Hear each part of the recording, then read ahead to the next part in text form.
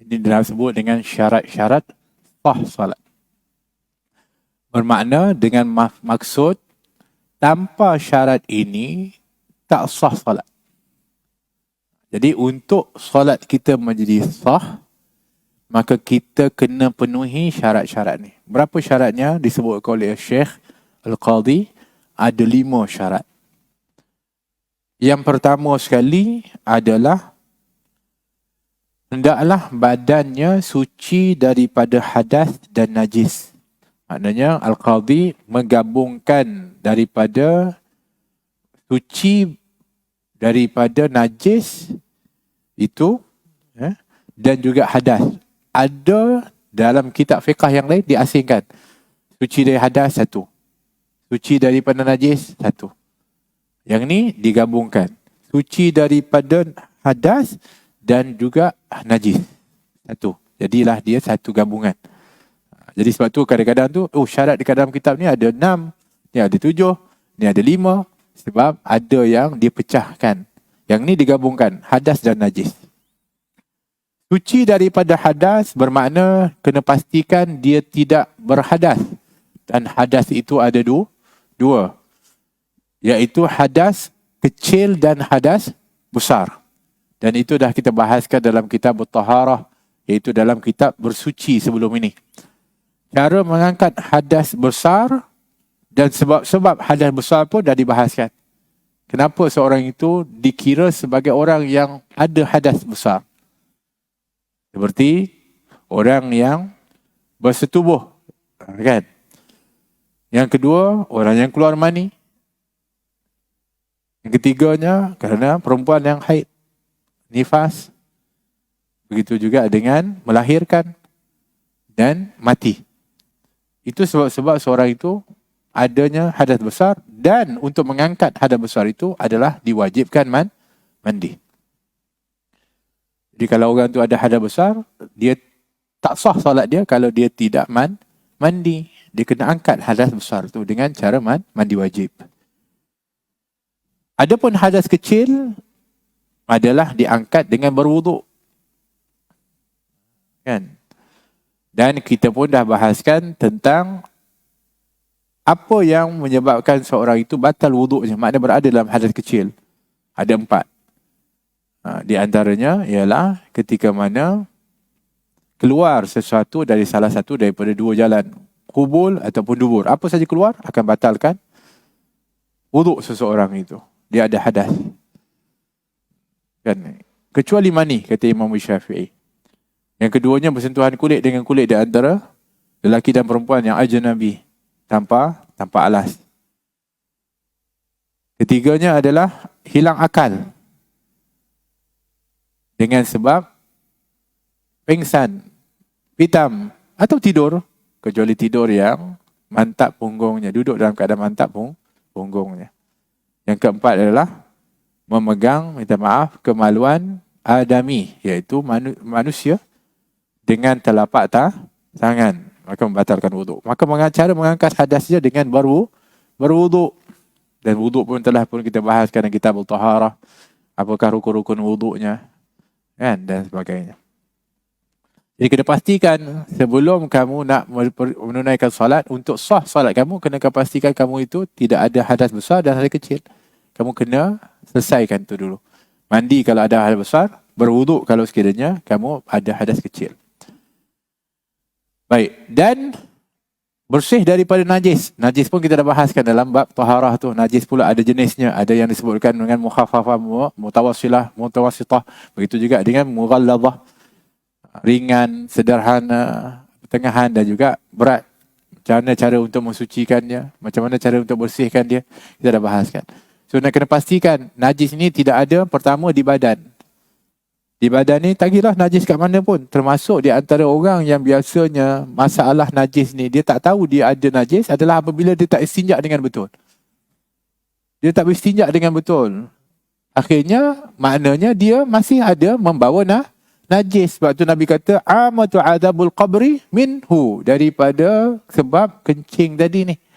Kebanyakan adab kubur dengan sebab orang kencing tak bersih betul-betul. Jadi dia kencing, dia dah ada hadas. Tapi dia pun najis sebab dia telah buang najis. Cara untuk dia hilang dari najisnya ketika mana dia qada hajat adalah dengan jalan istinja. Sebab tu dibahaskan dalam awal-awal kitab kita tentang al-istinja. Cara bersinjak yang betul, menggunakan air, caranya begini. Menggunakan selain air, ada syarat-syarat dia. Guna tisu, boleh. Sebab dia termasuk hajar, iaitu selain air. Tapi ada syarat tambahan. Dia tak boleh sekali sup, oh dah kering, okey. Tak. Dia sekurang-kurangnya ada 3 kali. Kan? Dan dia mestilah daripada yang suci dan bukan yang dimuliakan. Dia mestilah juga najis tu tak berpindah ke tempat yang lain. So ada syarat-syarat dia. Kalau tidak, bermakna kamu sedang menanggung najis. Maka solat kamu tidak sah. Kamu wuduk, tapi najis ada di tubuh kamu. Begitu juga di pakaian. Sebab tu di pakaian kita kena cek sebelum solat. Bersih tak? Ada najis tak kat baju kita ni? Mungkin kita kata, insyaAllah tak ada lah. Tapi, mungkin masa kita ke tandas ke, ataupun tu ada percikan najis yang ada dekat situ. Kalau sedikit dan tak diketahui, setelah kita berusaha untuk mengelakkannya, dimaafkan. Obvious betul ketika itu memang sampai najis tu kena dan kita tak bersihkan mengikut syarat yang telah ditetapkan untuk dialirkan air di situ. Dan hilang daripada 3, iaitu rasa bau dan warna. Maka tak terangkatlah najisnya, maka pakaian itu tak boleh untuk dibawa solat. Kerana solat kamu tidak sah. Kerana kamu itu tidak bersih daripada najis. Atau kena cek poket kita. Entah ada najis dalam tu. Seperti bangkai-bangkai haiwan. Ada bangkai pijat. Ada bangkai, bangkai itu najis. Walaupun dia kecil, bangkai itu walaupun kecil dikira najis yang besar. Lain dengan darah yang setitik. Yang itu dimaafkan kerana dia dikira sedikit. Sebab tu kalau solat, tiba-tiba dia tengok ada pijat lalat. Oh ni pijat yang tadi ni masa tengah tidur sekejap tadi, bukan main dia sedapnya, dia isap darah kita. Geram betul. Tiba-tiba masa solat dia keluar elok jalan dia. Oh geram gitu. So geram tu kita pun pergi tu, kita pun picit. Gitu. Pecah dia. Mungkin darahnya sedikit yang keluar, dimaafkan. Tapi kulitnya tu, bangkainya itu najis. Jadi kita pun, jadi sebab kita pecahkan tu, kulitnya dia mati jadi bangkai, bangkai tu jadi najis. Maknanya kita bawa solat kita najis. Tapi kalau kita pegang dia hidup, tak najis. Jadi masa kita solat tu, tengok dia lalu tu, kita pegang dulu, hidup-hidup. Jangan picit. Sama je, Allahu Akbar. Pegang sampai habis. Assalamualaikum warahmatullahi wabarakatuh. Bau, geram betul ni. Boleh. Kan? Sebab dia tak najis lagi, sebab dia mati, hidup. Dan pakaian. Begitu juga pada tempat solat. Tempat solat ni tempat anggota kita itu ketika melakukan solat. Bukanlah maknanya di kawasan. Kita solat sini ada najis sini. Oh dia kena najis tak? Atas tikar sembahyang kita kat tengah-tengah tu ada tahi cicak contohnya. Kita tak kena-kena pun dekat dia. Kita sujud tak kena dia. Tak apa. Tak dikira lah tiba-tiba dia macam terkait pula dengan kita. Kerana kita tidak bergerak dengannya. Faham Ini lain dengan benda yang kita bergerak dengan dia. Yang mana najis tu bersangkut dengan tempat yang bergerak dengan kita. Iaitu kita kira menanggung najis. Tapi kalau dia tempat tu, dia duduk bawah. Kita tak bergerak dengan kita bergerak. Dia tak ikut pun. Maka kiralah tempat itu bukanlah dikira tempat yang najis ketika solat. Baik, itu yang pertama. Yang kedua adalah menutup aurat dengan pakaian yang suci. Jadi syarat sah salat. Salat itu hanya sah kalau sekiranya seorang itu menutup aurat. Jadi perbahasan tentang aurat itu telah pun disebutkan. Yang ini aurat orang lelaki yang paling minimum adalah di atas pusat di bawah lutut. Atas pusat bawah lutut. Kalau dia solat dengan tu sah ke tak sah? Sah solatnya. Sebab dia dikira menutup aurat. Sedangkan orang perempuan Auratnya adalah seluruh anggota badannya kecuali muka dan juga tapak tangan, ini pergelangan sampai pergelangan tangan. Itu bukan aurat dalam solat bagi orang perempuan. Maknanya kalau dia solat, dia buka tu, maknanya sah lah. Yang lain semuanya aurat. Kalau sekiranya terbuka anggota yang lain ketika solat dan tidak dapat ditutup dengan segera dengan qadar tamakninah, maka batal solat dia. Jadi kena jagalah orang perempuan ketika solat. Jangan sampai rambut dia ada yang keluar. Jangan sampai dia lebih daripada ukuran, limit daripada muka. Dari pergelangan tangan, jangan sampai terselak. Tak pakai stokin sampai ketika sujud terselak kaki, nampak tapak kaki. Ini semua membatalkan solat. Sebab apa? Sebab auratnya terbuka ketika solat tak sah. Jadi orang lelaki pun begitu juga. Kena jaga apa yang dia pakai. Khususnya di sekarang zaman ni. Orang pakai seluar. Solat je ketika sujud. Orang belakang tengok. Alamak. Nampak belakang ni. Sebab dia punya seluar jadi londeh. Maknanya dia tu di bawah pusat. Bukan kata bawah pusat lagi. Dia punya tu pun tak boleh nampak tau. La haula wala quwwata illa billah.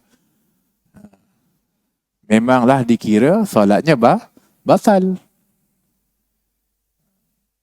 Kerana dia telah ternampak aurat. Ni sujud nampak belakang ni punggung. La haula wala quwwata illa billah.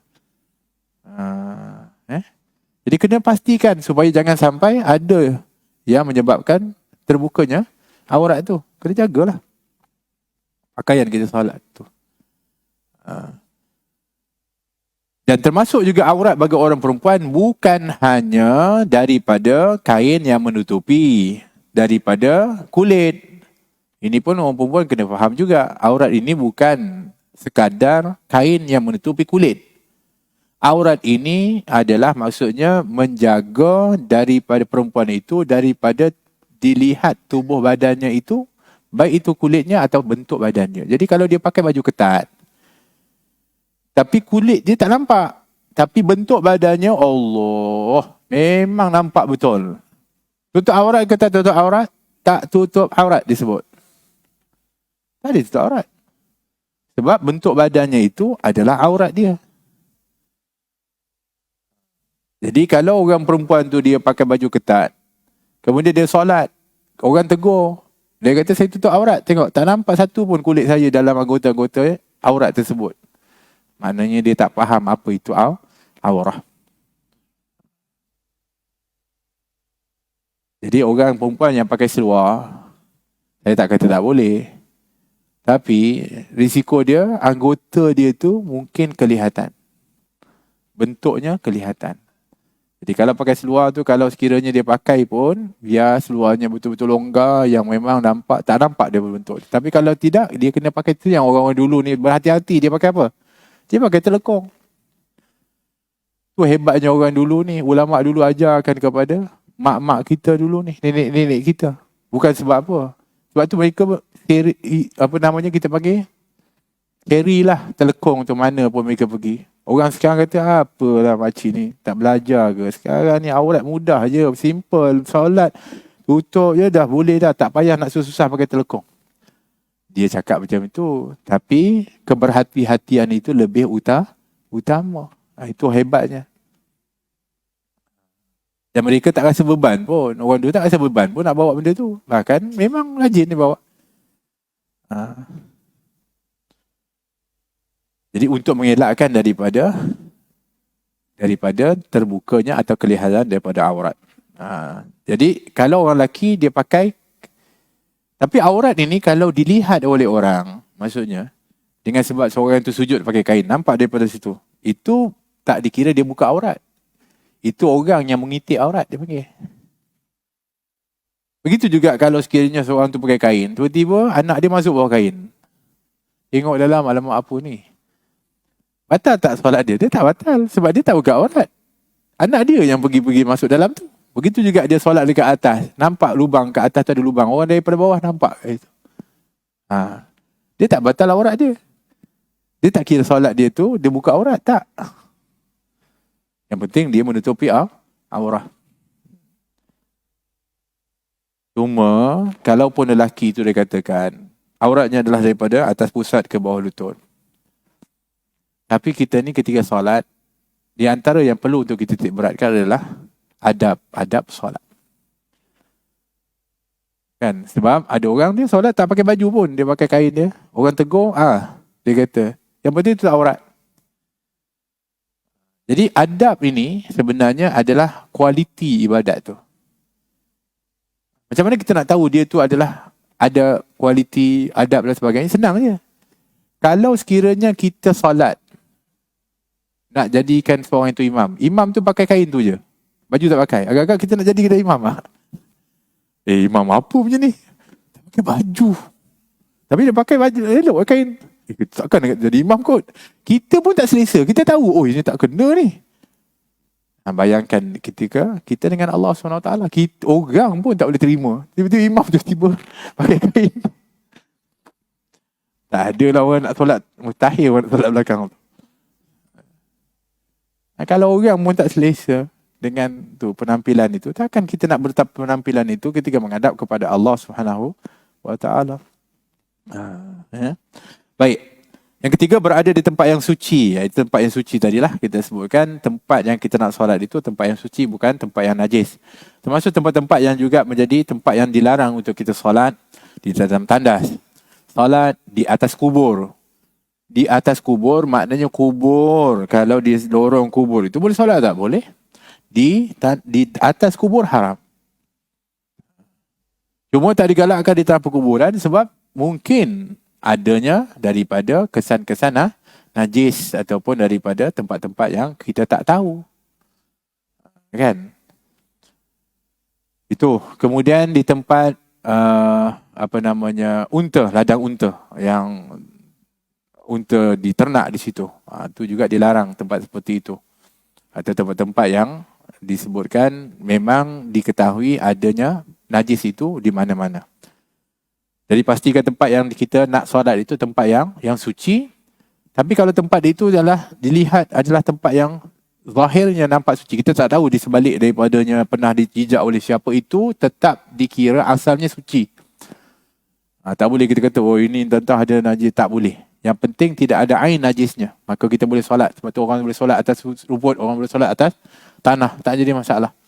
Walaupun mungkin pernah dilalui oleh anjing ke, dilalui oleh binatang ke, pernah diberak dulu ke, tapi najisnya tak ada. Maka sah tak tempatnya, tempat itu asalnya adalah suci. Dan keempat, mengetahui masuknya waktu solat, iaitu hendaklah seorang itu ketika mana nak solat, dia kena pastikan masuk waktu dulu. Kerana kalau dia solat di luar waktu, maka tak sah solat dia.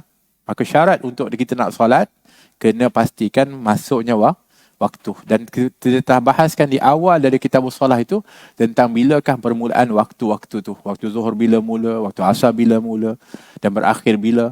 Itu yang kita kena ketahui. Dan kelima adalah menghadap ke arah kiblat. Tak sah seorang itu kalau solat tidak menghadap kepada kiblat. Ini adalah syarat sah salat. Kecuali, cuma adalah istisnanya. Yang pertama dalam solatul khauf. Dia panggil solatul khauf. Solat di dalam medan peperangan. Dia ada dua keadaan. Satu, yang mana dia bukan ketika mana keceramukan perang, tapi masih dalam perang. Tapi masa tu kita panggil ada renggang waktu. Maka orang yang solat menghadap kiblat imam ni. Imam menghadap kiblat. So dia buat beberapa saf. Ini cara salatul khauf. Ada dua. Satu ketika dalam renggang waktu. Maknanya bukan dalam waktu ketika tengah. Tapi ini masih tengah perang lah. Mana tahu ada serangan-serangan kemudian datang. Jadi cara dia, imam menghadap kiblat, makmum juga menghadap kiblat ketika takbir tu. Kemudian ketika mana waktu dah semula tu, yang lain tu boleh menghadap ke tempat ke arah musuh.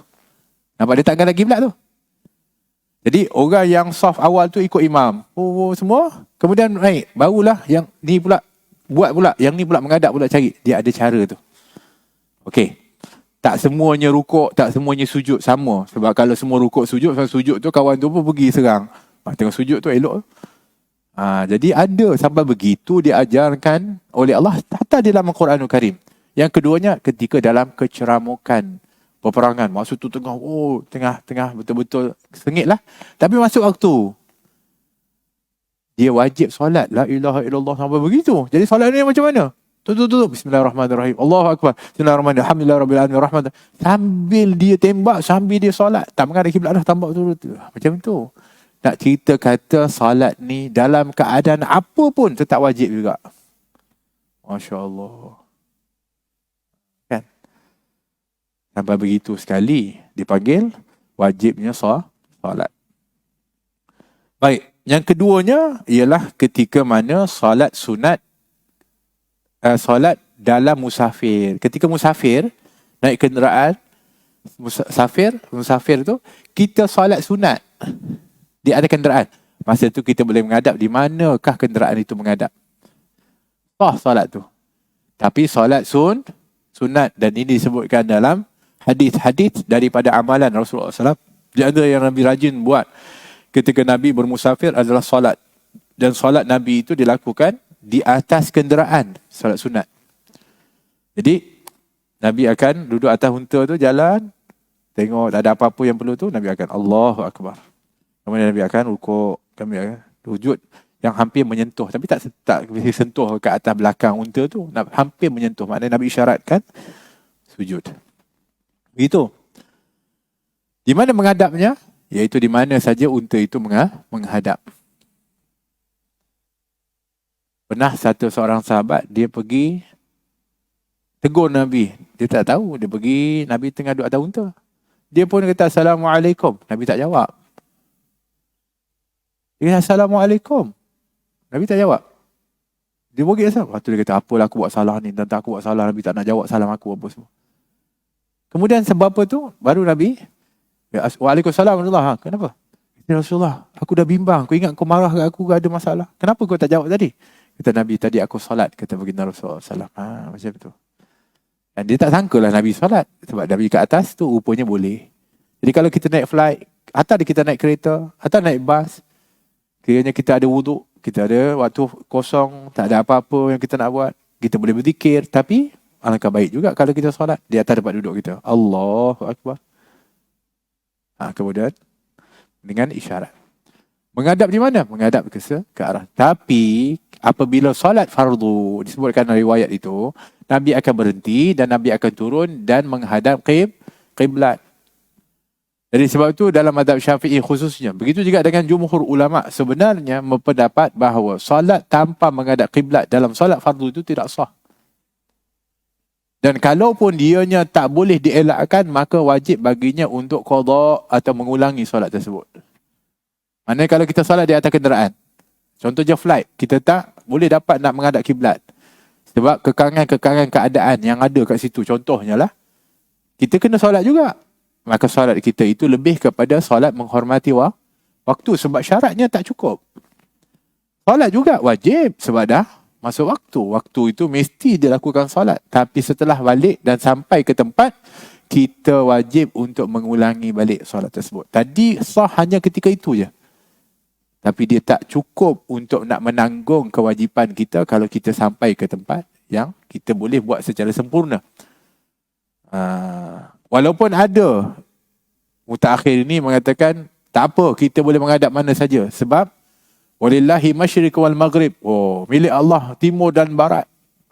Ayyama tawallu, di mana saja kau menghadap, kamu sudah menghadap wajhullah. Bila masa pula tu jadi dalil kiblat pula. Kan? Tapi ialah dia gunakanlah itu. Jadi kalaupun itu dia katakan sebagai kata kita menghadap mana pun, sebenarnya kita menghadap kepada Allah boleh je. Tapi itu Nabi buat ketika solat sunat. Tak ada satu dalil pun Nabi solat fardu menghadap selain kiblat. Tak ada. Cuba cari, kalau ada bolehlah kita kata jadikan sebagai hujjah. Tapi tak ada Nabi SAW solat kecuali menghadap kepada kiblat. Kalau dia mengambil dalil mengatakan ada sahabat ketika mana mereka ni tersesat, kemudian berada dalam keadaan tak tahu kiblat, satu menghadap sana, satu menghadap situ, mereka bersyihad, masing-masing bersyihad. Kemudian setelah kembali kepada Rasulullah, setelah terang keadaan tu, yang kawan ni tahu ini kiblat yang sebenar, dia pun ulang solat tu. Balik dia kepada Rasulullah SAW. Dia kata, Rasulullah, Kami masa tu duduk dalam keadaan gelap, kami tak tahu mana kiblat. Dia menghadap situ, saya menghadap sini. Kemudian dia terang balik, kami dah tahu, oh ini kiblat dia. Jadi saya ulang solat tu. Kata Nabi SAW, kamu dapat 2, dia dapat 1. Kata Nabi begitu. Jadi ada pendapat mengatakan, tengok Nabi kata boleh je. Dia tak salah pun menghadap mana pun. Itu dikira di awal-awal Nabi mendidik kepada para sahabat. Tapi maknanya Nabi nak bagi tahu yang ni yang lebih utama. Tapi kenapa yang kita mesti nak hilangkan yang utama ni, kemudian kita nak pilih yang tu? Sebab tu kalau kita ketika solat tak dapat untuk sempurna syarat-syarat ini, ya kita tetap wajib solat. Tapi kita tetap wajib untuk mengulangi. Begitu juga kalau kita tak boleh berwuduk kat situ, tak boleh wuduk. Air tak boleh gunakan. Begitu juga debu tanah tak ada. Kat atas flight macam cerita bulan lah. Kecuali di bawah lah.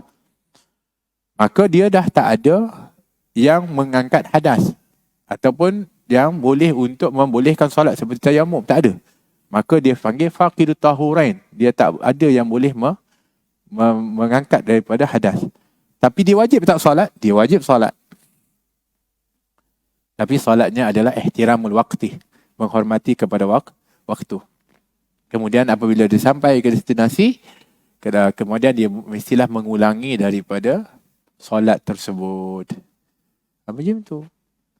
Jadi jangan kita jadi orang yang tasahul, orang yang mudah-mudah je. Alah, senang je, Islam ni mudah. Memanglah Islam tu agama mudah, tapi kita ni bukan kata Islam mudah. Kita memudah-mudahkan, suka ikut kita je, ikut selera. Ulang tu pun mudah pun, bukan susah pun. Tapi tak angkat mudah pun, je susah. Kan? Maksudnya, ulang balik 4 rakaat, 2 rakaat ke 4 rakaat tu. Masa susah sangat ke?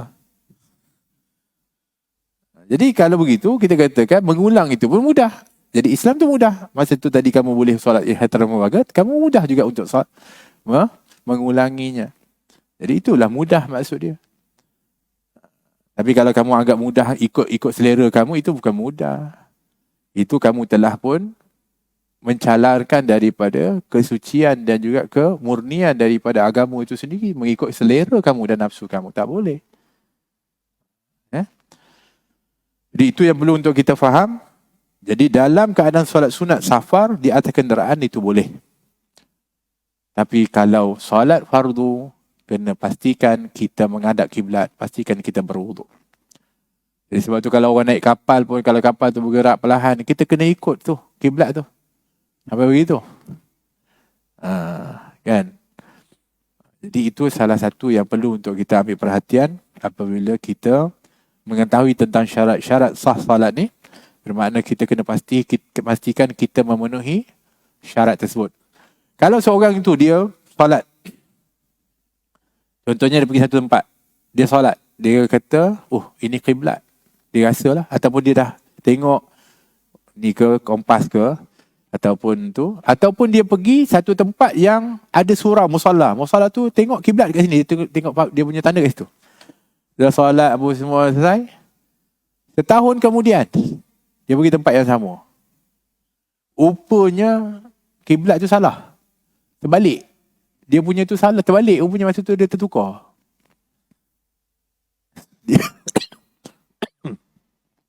Jadi mana salah lah kiblat bertentangan pula. Bukannya kata beralih sikit dengan sebab perubahan matahari, keadaan bumi ke, tu lain cerita. Ini memang dia terbalik betul. Maknanya masa tu dia ada orang nakal tangan katnya tukar masa tu. Maka dia jelas masa tu dia kata, Alamak, aku dah salah terbalik. Apa dia nak buat? Dia kena qada balik solat tu. Yes. Apabila dia realize, apabila dia sedar bahawa dia dah salah kiblat tu. Itu kalau dia satu waktu. Kalau dia duduk kat situ 40 hari, dia kena. Sebab dia tidak memenuhi syarat. Kan? Maka dia kena qada, dia kena ulang balik solat tu. Macam itu. Walaupun ada orang kata, beratnya, susahnya apa semua, bukan susah pun. Dalam ibadah kepada Allah SWT ni tidak boleh kita pandang ini satu yang susah. Kerana untuk Allah. Untuk mencipta kita. Kan? Buatlah. Dan bukanlah makna kita kena buat tu sampai kita, buatlah apa yang kita, mana kita ada waktu lapang, kita buat. kita qada, kita ulang. Kerana kita tidak mencukupi kepada syarat. Jangan jadi orang yang alah itu dah dimaafkan, dah kira halal dia panggil. Amboi, kira halal senang kan? Kena pastikan kita cukup kepada syaratnya. Wallahu taala alam bissawab. Jadi itu perkara yang perlu untuk kita ambil perhatian, khususnya dalam supaya solat kita itu benar-benar sah.